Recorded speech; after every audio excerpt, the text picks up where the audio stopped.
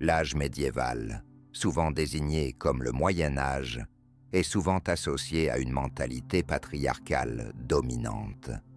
Durant cette époque, les femmes ont dû faire face à de nombreux obstacles et ont été soumises à diverses formes de châtiment pour des comportements jugés inacceptables par la société. Le Moyen Âge a vu l'application de certaines des peines les plus sévères à l'encontre des femmes. Quelles seraient, selon vous, quelques-unes des raisons pour lesquelles ces punitions étaient infligées? Quelle est, selon vous, la forme de châtiment la plus terrible qu'une femme pouvait légalement subir? Les temps médiévaux peuvent être perçus comme l'une des périodes les plus éprouvantes pour les femmes. Votre innocence n'avait que peu d'importance, mais l'opinion publique en avait beaucoup. C'était une ère où une simple accusation pouvait suffire à entraîner la mort et la punition. Aujourd'hui, nous allons examiner certaines des punitions les plus sévères infligées aux femmes durant l'âge médiéval, mettant en lumière les dures réalités qu'elles ont endurées. Commençons par notre première sanction, qui pourrait évoquer Game of Thrones. En 5e position, nous avons l'humiliation publique. Si vous vous rappelez de Cersei Lannister ou de Lena Headey, déambulant dans les rues de Port-Réal, dénudée, avec les cheveux coupés courts et une septa hurlant « honte » derrière elle, vous avez déjà une idée de ce qu'implique l'humiliation publique. Comme vous pouvez le constater, c'était une forme de châtiment répandu que la société médiévale, surtout ses hommes, appréciait particulièrement. Cette punition terrifiante consistait à soumettre les femmes à des actes humiliants dans des lieux publics afin de les dégrader et de dissuader les autres de reproduire des comportements similaires. Les femmes accusées d'adultère ou de prostitution, par exemple, étaient souvent exhibées dans les rues tout en étant moquées, bombardées de nourriture avariée ou même agressées physiquement. De telles sanctions avaient pour objectif de déshonorer les femmes et de renforcer publiquement les normes sociales. Ainsi, pour maintenir l'ordre dans la société, les personnes au pouvoir pensaient qu'il était judicieux de parader les transgresserisses nues et d'inciter les habitants à leur lancer des aliments ou des pierres. On aurait dit qu'ils cherchaient simplement à punir les femmes, à afficher leur autorité et à semer la peur dans l'esprit des femmes. Alors que les femmes étaient punies pour de tels crimes, leurs homologues masculins semblaient échapper à ces sanctions sans difficulté. Seules les femmes étaient tenues responsables de ces actions, alors que celles-ci n'étaient possibles que grâce à la complicité des hommes. Véritable symbole de sexisme et de patriarcat, le Moyen Âge infligeait des tortures aux femmes pour n'importe quelle raison jugée valable. Mais si vous pensez que c'était déjà terrible, cela devient encore plus sombre. La punition suivante consistait à provoquer le sang. En 4e position, nous avons le fouettage et le martèlement. Les fouets étaient des instruments de torture couramment utilisés pour infliger des châtiments aux citoyens de l'époque médiévale, en particulier aux femmes. Le fouettage et le martèlement étaient des châtiments brutaux fréquemment appliqués durant l'âge médiéval. Les femmes reconnues coupables de délits tels que le vol ou la sorcellerie étaient souvent soumises à des coups violents. Comme vous pouvez l'imaginer, les fouets, les baguettes en bouleau ou d'autres instruments de torture infligeaient une douleur intense aux victimes, laissant des cicatrices durables comme souvenir de leur transgression. La gravité de la punition variait souvent selon la nature de l'infraction et le bon vouloir des autorités. Les femmes n'étaient pas perçues comme égales aux hommes, mais plutôt comme des êtres destinés à être contrôlés et apprivoisés, comme si elles appartenaient à une espèce différente de celle des hommes. Les hommes ne voyaient que des raisons de punir les femmes et d'assouvir leurs désirs sadiques au nom de la discipline. Malheureusement, c'était la réalité de la société durant le Moyen Âge, où l'idée d'égalité ne frôlait même pas l'esprit des femmes. Elles étaient asservies, contrôlées et contraintes à la soumission par la force de leurs homologues masculins, qui avaient le droit de leur infliger des souffrances terrifiantes. La vie d'une femme à cette époque devait être marquée par la peur et le contrôle. La vie d'une femme n'appartenait qu'à elle-même. Mais si vous pensez que cela était déjà affreux, la prochaine punition sera encore plus choquante à évoquer. En troisième position, nous avons le brûlage sur le bûcher. À cette époque, la violence était omniprésente et les femmes en étaient particulièrement victimes. D'une certaine manière, l'ère médiévale constitue l'une des périodes les plus terrifiantes de l'histoire humaine. L'une des punitions les plus horrifiques infligées aux femmes durant l'âge médiéval était la mort par brûlage sur le bûcher. Et pourquoi une femme serait-elle brûlée vive? Parce qu'elle était accusée de sorcellerie.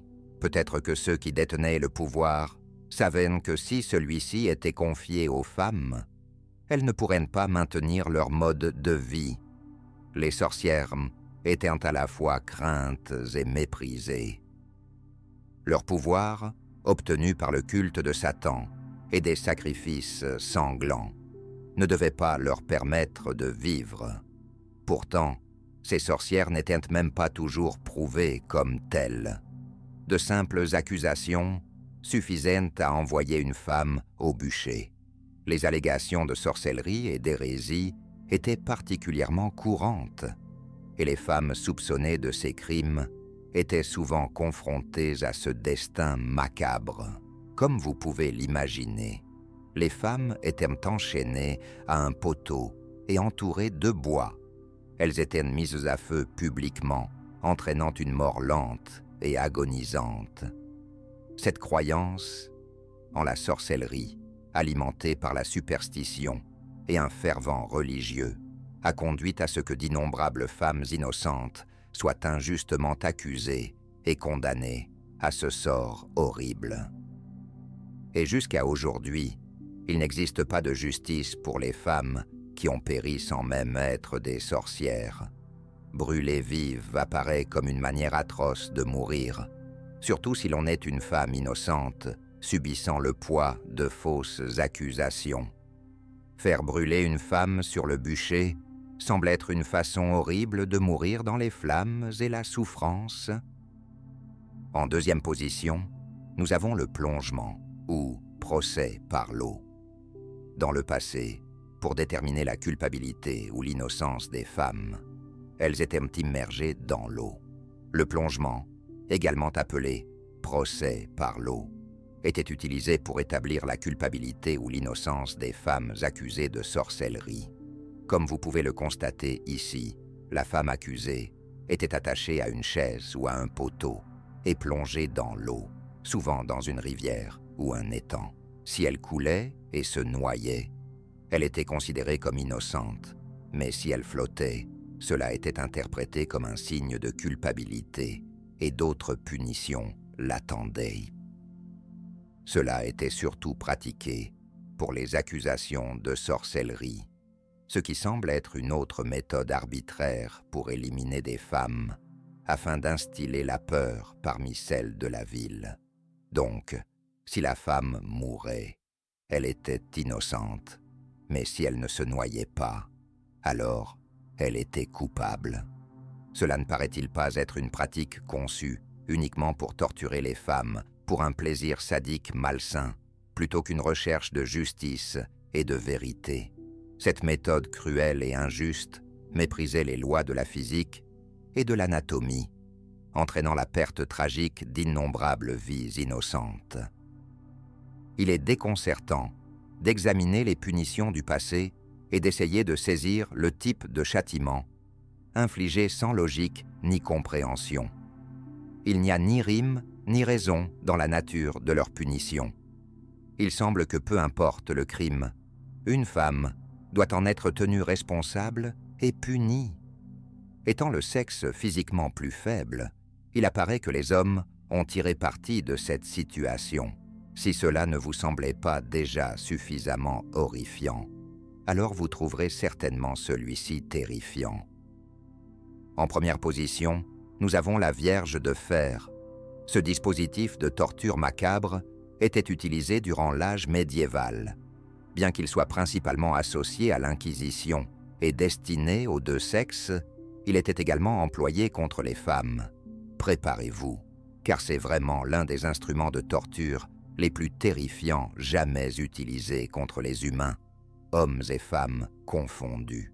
Façonné comme une figure humaine, comme vous pouvez le voir ici, ce dispositif avait des pointes à l'intérieur qui empalèrent la victime lorsqu'elle était piégée à l'intérieur.